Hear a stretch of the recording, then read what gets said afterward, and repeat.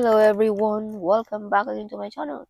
Now, today's video ay bubuno tayo ng 6 na zodiac sign na swiswertein ngayong halalan 2025. Kaya tutok na. Alright. So, universe, show me. Sino ang mga 6 na zodiac sign na ito na swiswertein ngayong halalan 2025? Alright. So, tingnan muna natin kung anong mga katangian nila kung bakit sila naging swerte ngayong halalan 2025. Alright.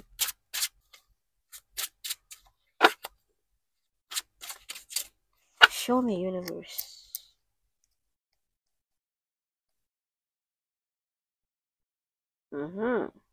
Ito'y pagkaloob ng kalangitan, kaya ito'y siniswerte ngayong halalan 2025. Kumbaga narinig ang kanilang mga dasal, no? Kumbaga narinig ng ating universe ang kanilang mga ginagawang mga meditation, affirmation. Yes. Oh, see? Confirmation. Mga meditation, affirmation. Mga ginagawa nilang mga meditation. Kaya sila ay narinig ng universe ang kanilang mga dasal. Mga prayers and answers ngayong mga prayers na narinig ng ating Panginoon din. Yes. So, itong mga taong ito ay born to be a leader talaga. Kaya sila ay nananalo ngayong Mayo. Yes. Ito'y may mga katungkulan talaga ng ating bayan. Kaya sila ay pinagkalooban talaga ng kalangitan ngayong Mayo. Kaya sila ay mananalo. Right. Oh my gosh. Born to be a leader ang mga taong ito talaga. Okay.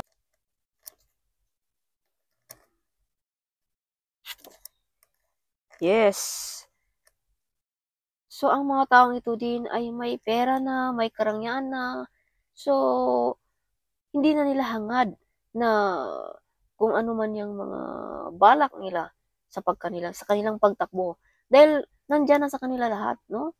Kaya sila din ay siswertein ngayong Mayo dahil wala sa kanilang isipan ang mga masamang balak sa pagtakbo ngayong halalan.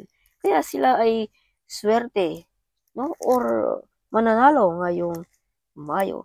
Nandiyan na sa kanila eh, pera, karangyaan, magandang buhay, whatever, nandiyan na. So, walang balak kung ano man yung mga masamang balak na yan kung bakit sila tumatakbo. Kaya sila ay narinig ng ating universe, ng ating Panginoon, ang kanilang mga dasal, no? Dahil focus at determinasyon sila sa kanilang trabaho sa ating bayan. Kumbaga, bayan lang ang kanilang iniisip, karangalan ng ating bansa, no? Or maunlad ang ating bansa, something like that. Okay. Yes. So, ang mga taong ito ay maraming kaalaman. Yes. Ang mga taong ito din ay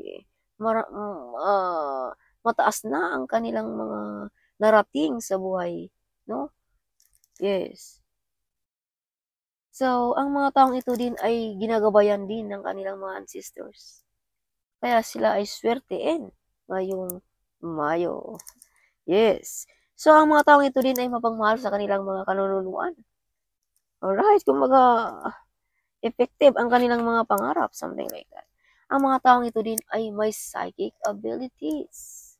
Kayang depensahan ang sarili. As I've told you, born to be a leader ang mga taong ito.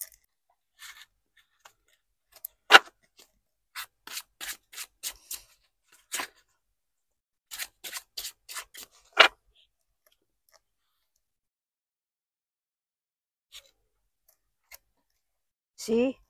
Kung ano ang ilang mga pinaghirapan ay makakamit talaga nila ang kanilang mga pinaghirapan. Some of them ay napakamasipag, no? Na mga taong ito.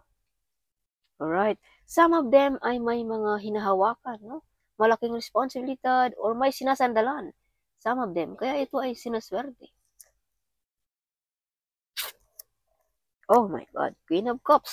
Some of them ay may mga parangal na marami ang parangal na na-receive, natanggap, kumbaga testified na sila ay karapat-dapat na tumakbo sa ating bayan. See? Marami ng parangal na tanggap ang mga taong ito. Sikat na kilala na ang mga taong ito. Kaya sila ay masiswerte din, no? Ngayong Mayo. Kilala na ang mga taong ito. Kilala ang mga pangalan nila, no? Something ang mga taong ito. Alright.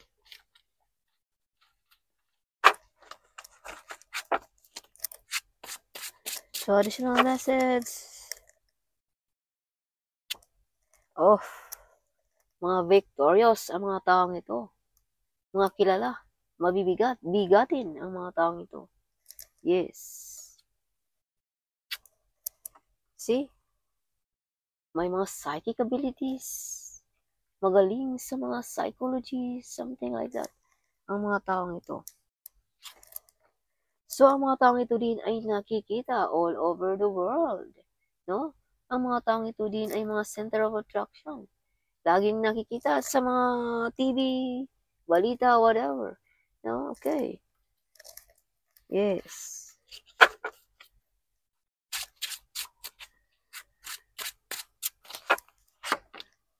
Oh. Sila ay mapagmahal sa ating bayan. No? Maawain, kind, ang mga taong ito. Alright. So, ang mga taong ito din ay napaka-humble. No? So, makukuha ang hustisya. Kung anong gusto nila ay makuha talaga nila. Kaya sila ay siswertein ngayong halalan. Some of them ay magaling sa batas, no? Some of them. Yes. So, yeah. So, maraming nakikipagkompetensya din dito sa kanila. Alright. Yes, so, ang mga taong ito ay hero, brave, and the great warrior. Ang mga taong ito. Kaya sila ay sisikat, sila ay swertein ngayong Mayo dahil sa kanilang katapangan, no? Dedikasyon sa buhay. Kaya sila ay swerte o sila ang mananalo ngayong Mayo. Kaya excited na ba kayo kung sino ang mga 6 na zodiac sign na ito na mananalo ngayong Mayo? Alright, kaya tutok na. Alright. Yes. So, ang mga taong ito ay sila lang din ang nakaka-break ng record ng ating bayan. No? Sila ang nagpakilala ng ating bayan, ang mga taong ito. Sila ang nagpapakilala ng ating bayan. So, bubunot ako sa mga zodiac sign na ito. No? 6 ang bubunutin ko dito.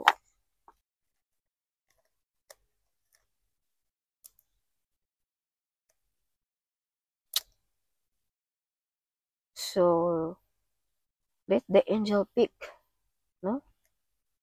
Kung sino ang masiswerteng zodiac sign ito. So, I will close my eyes. So, angel, allow me to pick which of these zodiac sign ang maswerte ngayong halalan. So, let the angel show me. Okay.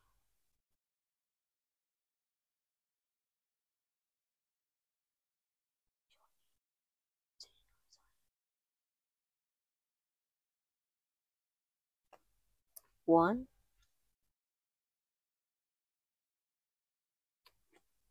two, three, 4,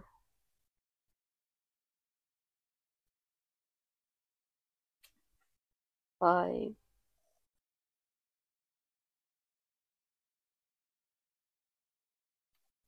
6.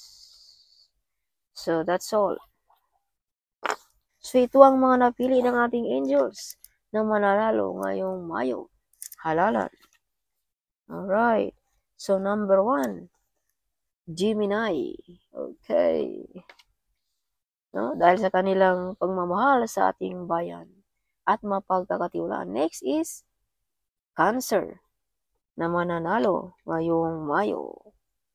Second is Pisces. Number is next is Aries. Aries. Yes, Sagittarius at Libra ngayong Mayo ang mananalo ngayong halalan.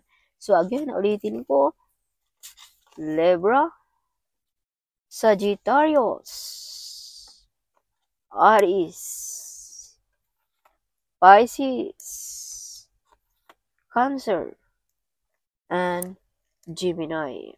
Okay, so that's all for this coming halalan. No, 6 na zodiac sign na siswertein ngayong Mayo. Hope you like it at huwag kalimutang i-share ang video nyo. See you in my next video. Bye-bye!